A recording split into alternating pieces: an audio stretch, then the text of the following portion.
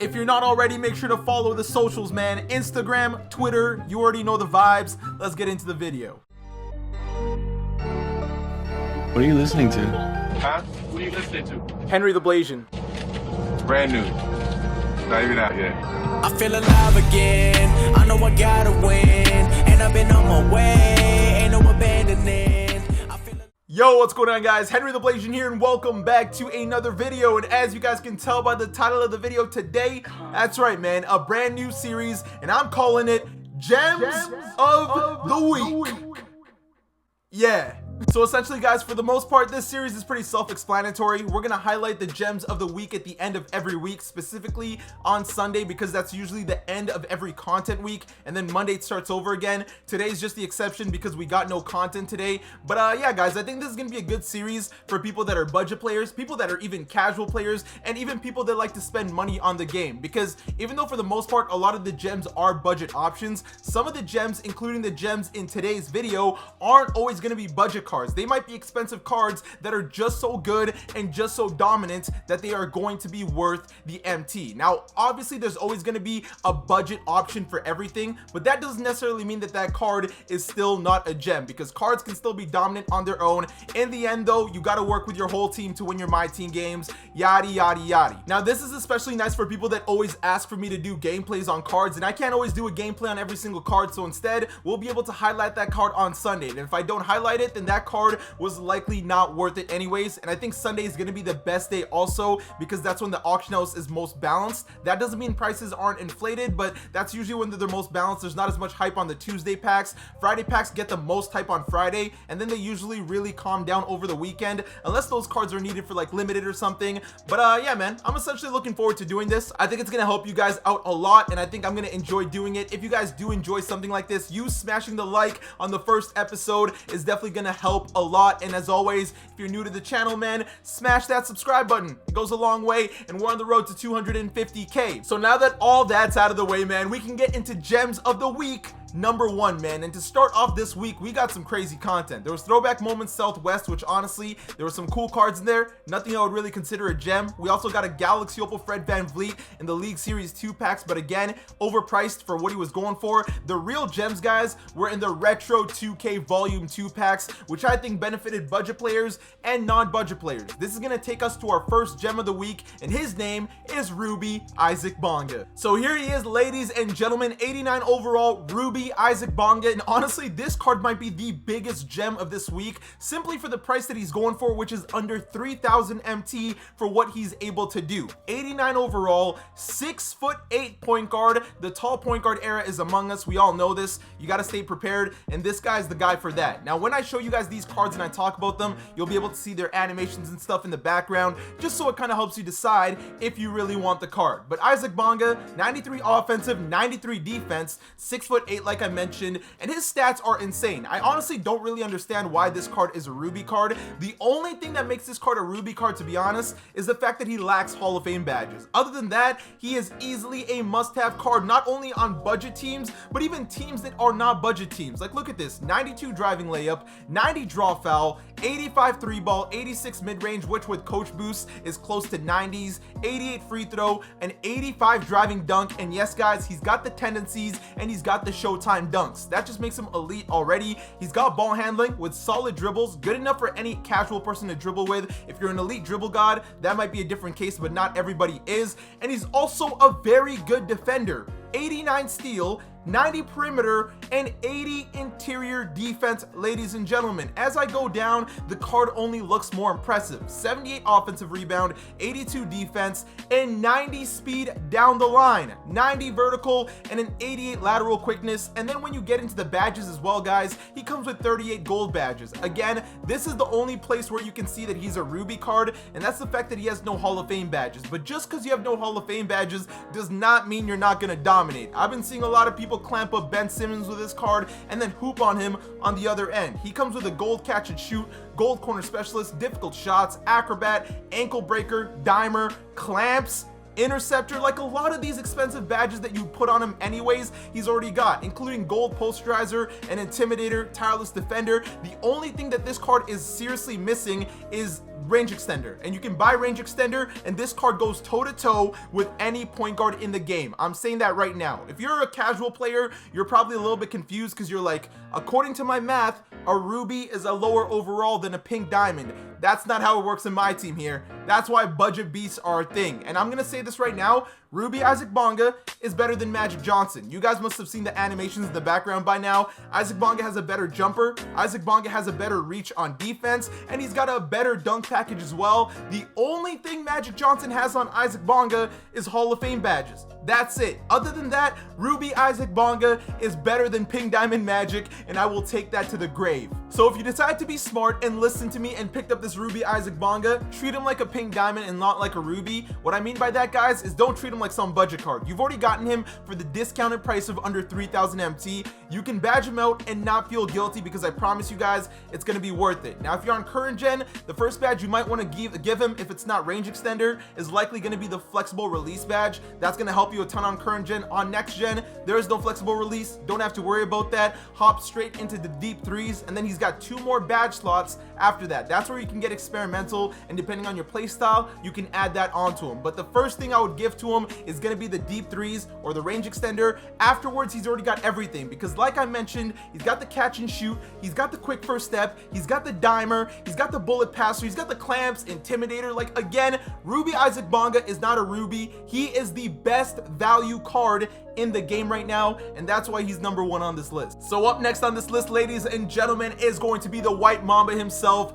Amethyst Bryant Scalabrine, man. A 91 overall, absolute undervalued card as well. I feel like a lot of the cards that came out this week are heavily undervalued, especially because they outplay a lot of the diamonds and pink diamonds that came out not a few weeks ago. But this Amethyst Bryant Scalabrine, man, he's an absolute gem. I would call this card a broke man's Larry Bird, because he's essentially gonna do what Pink Diamond Larry Bird does for the rich people's teams. Let's take a look at this card, man. 91 overall, power forward / small forward, 6'9", the exact same height as Larry Bird, 95 offensive overall, and 86 defense. Now that 86 defense might scare a lot of people, but trust me guys, it's not gonna matter once we look at the stats, and especially the tendencies, man. Take a look at this. He's got a 70 driving layup, which is really the worst part about him offensively, but he's got a 93 three-pointer, and by the way, he comes with Hall of Fame range extender and circus threes. It's just going to be Hall of Fame range extender on current gen, but this card's stats are nice. I mean, 86 free throw, you've got an 80 driving dunk, and he's actually got good tendencies, so in transition,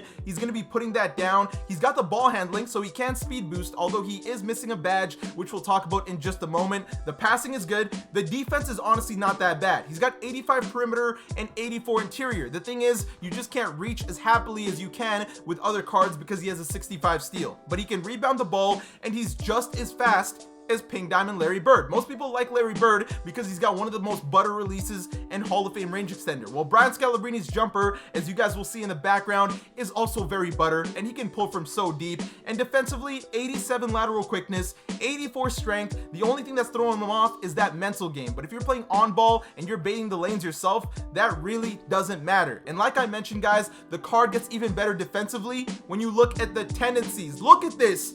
88 block shot tendency, 90 shot contest, 90 on-ball steal, and a 90 pass interception tendency. Scalabrine is a force to be reckoned with, and again, he comes with all the badges that you need. It is honestly crazy to me how many cards were undervalued this week strictly because of their gem colors. As an Amethyst card, this Scalabrine is going to outplay so many power forwards. It is hilarious. He comes with gold catch and shoot, corner specialist, we talked about the Hall of Fame badge already, pick dodger, clamps is already on him. Again, this card is not as bad defensively as people are thinking. Heart crusher, interceptor, intimidator, rebound chaser, tireless defender, trapper, back down punisher, giant slayer, slithery finisher. Like, I'm looking at these stats and I'm thinking, what are you guys thinking not picking this card up? Hot zone hunter and green machine. And you guys already saw the hot zones for this card. They're absolutely insane. He doesn't have quick first step. I heavily recommend you go ahead and put that on him if you decide to keep him, because again, he's going to be a great two-way player, and he's going to do what Larry Bird does on most people's teams. Not many people are ISOing with Larry Bird. Most people have Larry Bird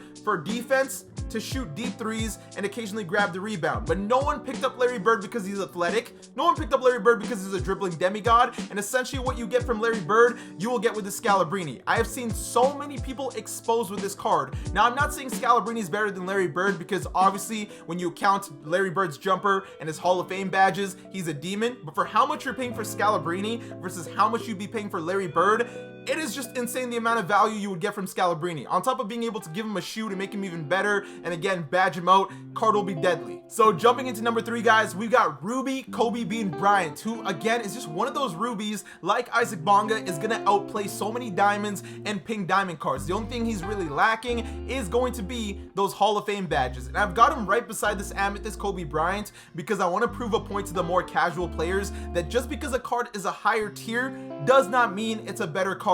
Let's take a look at these two, man. Both are 6'6", 205, but when you look at the stats, man, you will see that the Ruby card is actually better than the Amethyst. As we go down, Ruby Kobe has a higher three-pointer. Ruby Kobe has a 98 driving dunk. This card literally feels like the pink diamond, just without range extender. As I go down, same ball handling, better defense on the Ruby Kobe, and the Ruby Kobe is much faster than the Amethyst. So this is exactly why you don't just look at a gem color and assume a card is better. Laterally, Kobe's even better, and don't even get me started on the badges. Look at the badges, 47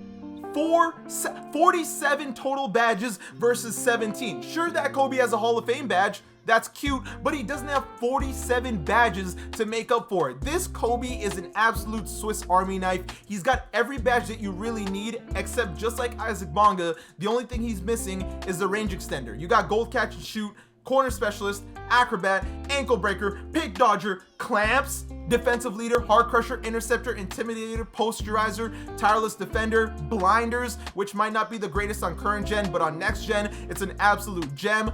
Slithery finisher, downhill, quick first step. Like, there is nothing this Kobe cannot do except shoot threes from very deep, which can be fixed by adding a badge. And how much better this card can get with a shoe as well is just insane. Like, there's no weaknesses to him. He's got one of the best jumpers in the game, and it's on quick. Stupid green window on both consoles. He plays phenomenal defense. His dunk animations are nasty. Same thing with the posterizer. Sure, he doesn't have the Curry slide like Isaac Bonga, but again, this card is going to be a Swiss Army knife. So many people are going to sleep on him on the pure fact that he's a Ruby card, and then boom, you've been flooded by 20. This is a card you guys got to pick up, especially if you're a budget player. That's all I'm gonna say. So getting into this next one, we're gonna push some of the budget cards aside, and this is one of those big money cards that's just gonna be worth it, man. My Acampo brother himself, 96 overall, pink diamond Giannis, who every year on 2K is an absolute demigod. Guess what? That has not changed whatsoever this year. In 2K21, this card can now play the center position. With position locks, I don't think people realize how overpowered Giannis is at center this year, especially because nobody posts up. Nobody uses the post, and it doesn't matter if you can, because unless your name is Shaquille O'Neal, Giannis is likely going to clamp you. This card is going for just under 200,000 MT or just over 200,000 MT. Regardless of that price, he's actually undervalued for what he's able to do, because this card is the Swiss Army knife of NBA 2K. Whether you're on current gen, and especially if you're on next gen, this card is a must-have. Let's dive into the stats, man. 99 defensive overall, 96 offense, 6'11".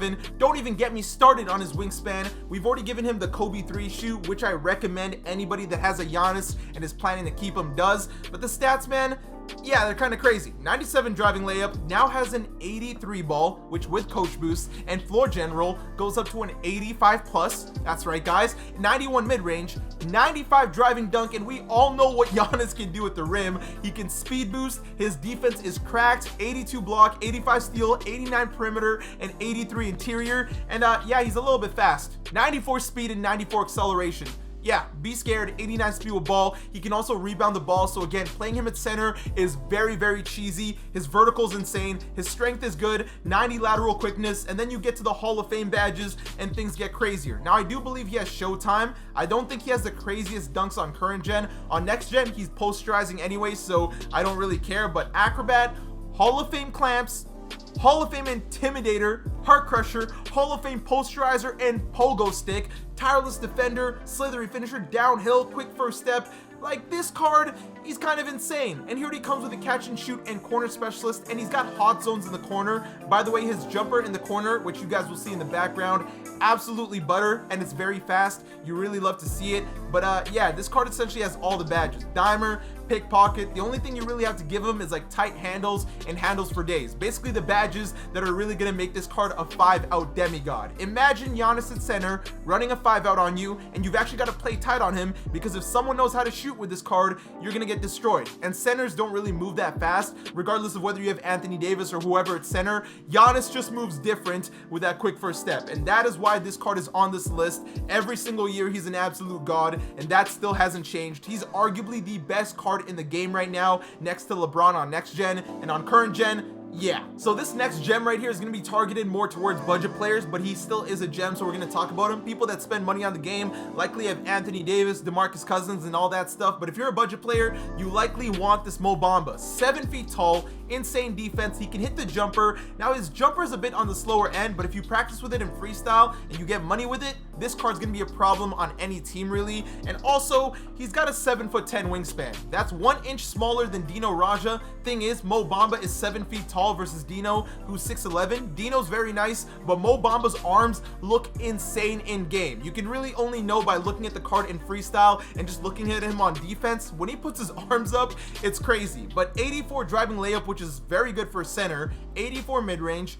83 3-ball, very nice again, 75 driving dunk. He doesn't speed boost, but he plays good defense. 93 block, 92 interior, and 78 perimeter defense. He's also got very solid rebounding, but what I like a lot about this card is not many budget cards are like this. He is very athletic. 88 speed and acceleration, 73 speed with ball, 79 lateral quickness, and again, he comes with very solid badges, 30 total, catch and shoot, corner specialist, which is like essential for big men, brick wall, rebound chaser, lob city finisher, rim protector, heart crusher, intimidator, which again with those long arms is just very overpowered, worm, pro touch, downhill. He doesn't have range extender or anything like that, and I don't really think he needs it. That'd be a waste of MT. The badges he already comes with are going to be good enough and supplemental to what you're going to need a big man to do. So Bamba, quickly talking about him, he's going to be worth the pickup. Alright, so last but not least, we got Pink Diamond Lonzo Ball, who people are saying is the best point guard in the game right now, and he's really just a better version and more expensive version of the Ruby Isaac Bonga. He just doesn't have the Curry side,